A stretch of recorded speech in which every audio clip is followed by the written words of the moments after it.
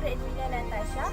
Seperti yang kita tahu, rakyat Malaysia sudah lama hidup bermasyarakat dan setiap penduduk yang menikmati kehidupan di dalam negara ini bertanggungjawab dalam menjaga keamanan, keharmonian dan keselamatan yang telah mereka tercapai. Sebelum itu kita tonton dulu.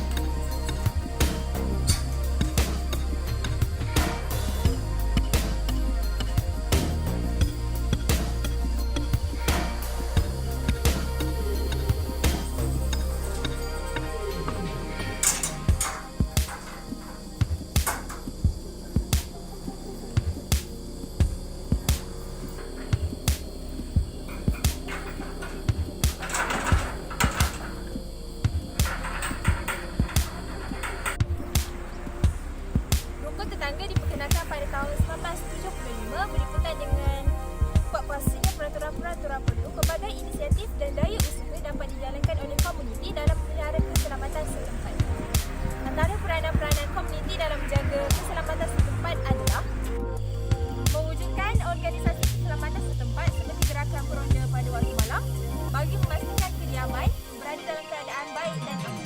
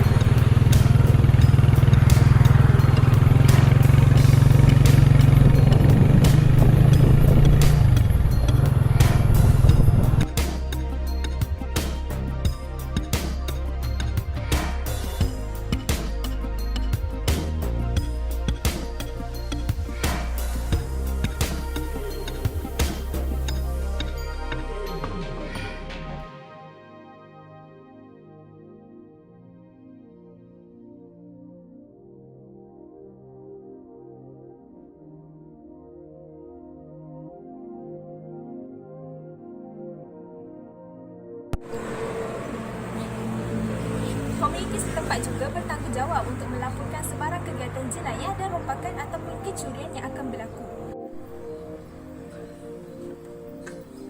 Anak, sini jap. Kenapa? Cuba tengok tu. Macam ada orang.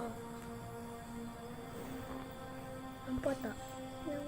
Kita kena bagi tahu ibu ni. Mesti orang tu nak rompak rumah depan.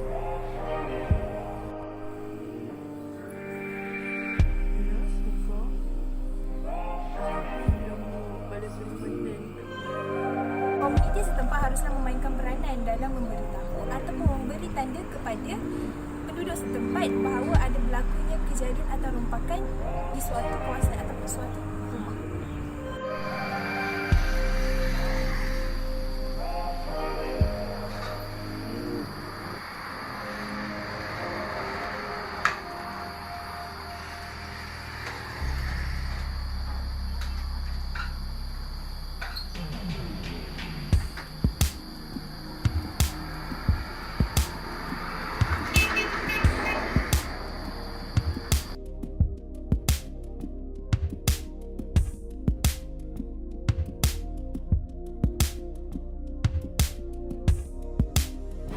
Saya Puteri Mahani binti Sunardi 220065 ingin membincangkan tentang ide seterusnya. Kita sebagai masyarakat perlu melaksanakan tanggungjawab dalam komuniti dengan bertindak segera apabila mendapat informasi mengenai kerosakan dari segi kemudahan yang disediakan di kawasan kediaman seperti kerosakan jalan dan kerosakan taman permainan. Hal ini kerana telah banyak perkara ini berlaku di depan kita. Jadi, masyarakat sekelilinglah yang perlu bertanggungjawab untuk bertindak bersama-sama bagi menjaga keselamatan dan komuniti. Dianggarkan 11.25% kemalangan jalan raya di negara ini berkait langsung dengan kecacatan permukaan jalan. Daripada jumlah itu, 15.4% kematian akibat kemalangan berpunca daripada jalan berlubang. Antara faktor penyumbang isu penyelenggaraan jalan tidak memuaskan. Ikuti laporan disediakan Khairul Rizwan Azizat.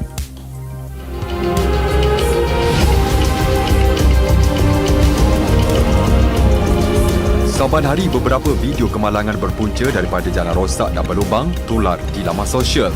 Insiden berkenaan ada yang hingga meragut nyawa. Turut menjadi mangsa, Menteri Sains, Teknologi dan Inovasi Khairy Jamaluddin yang cedera 27 Disember lalu apabila basikal ditunggangnya terbalik selepas tayar hadapan terperosok dalam jalan berlubang. Lantas beliau mencadangkan portal aduan khas secara dalam talian diwujudkan bagi menangani isu lubang maut di seluruh negara. Namun, jangan kerana insiden membabitkan menteri, isu ini baru diketengahkan. Masalah telah berlarutan sekian lama, sama ada maklumat tidak sampai kepada pihak berkuasa atau sengaja tutup mata hingga nyawa pengguna jalan raya dipertaruhkan.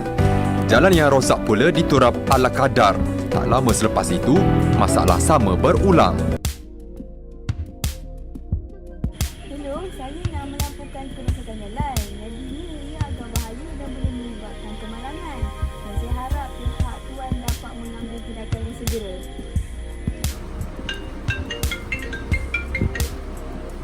Hello, ya ada kerosakan jalan. Oh, betul tu pun. Baiklah, saya akan laporkan aduan ini ke Jabatan Kerja Raya bagi kerja-kerja perbaikan jalan. Terima kasih.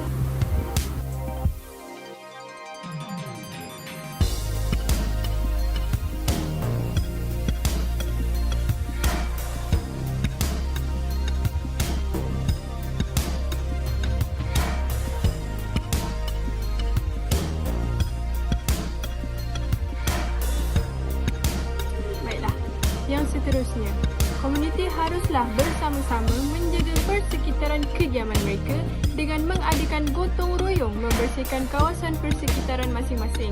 Hal ini dapat menjadikan kawasan perumahan kelihatan lebih ceria dan selamat. Tahap kebersihan memberikan impak yang besar terhadap tahap kesihatan penduduk. Maka demi menjaga keselamatan penduduk daripada dijangkiti penyakit-penyakit yang tak diingini, semua pihak hendaklah bertanggungjawab dalam menjaga kebersihan setempat.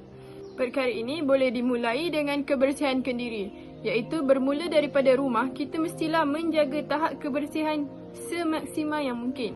Antara contoh penyakit yang berpunca daripada tahap kebersihan yang rendah ialah Aedes. Aedes datangnya daripada kawasan pembiakan nyamuk. Di mana tempatnya pembiakan nyamuk? Di kawasan-kawasan takungan air. Contoh tempat-tempat takungan air ialah sampah. Sampah yang dibiarkan merata-rata ataupun tayar-tayar yang dibiarkan dan ditimpa hujan, kemudian air bertakung di dalamnya. Kemudian menjadi tempat pembiakan nyamuk. Ia menyebabkan nyamuk membiak dengan banyak. Ya?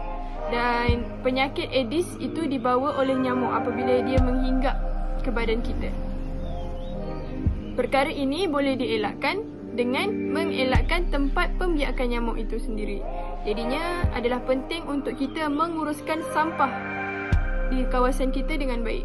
Barang-barang yang boleh dikitar semula bolehlah diasingkan mengikut kategori-kategorinya untuk dihantar ke pusat kitar semula. Di samping kita menjaga tahap kebersihan di kawasan komuniti kita, kita juga dapat memastikan negara kita ataupun alam sekitar tidak tercemar dengan langkah mengitar semula. Selain daripada itu, sampah-sampah juga boleh membuatkan longkang tersumbat. Untuk mengelakkan longkang tersumbat, kita mestilah menguruskan sampah-sampah itu dengan betul. Seperti daun-daun kering mestilah disapu dan tidak dibiarkan begitu saja. Selain daripada nyamuk, haiwan-haiwan lain juga boleh membiak di kawasan-kawasan yang kotor. Contoh haiwan yang membiak di kawasan kotor ialah lipas, lalat. Dan lalat juga membawa penyakit kepada manusia.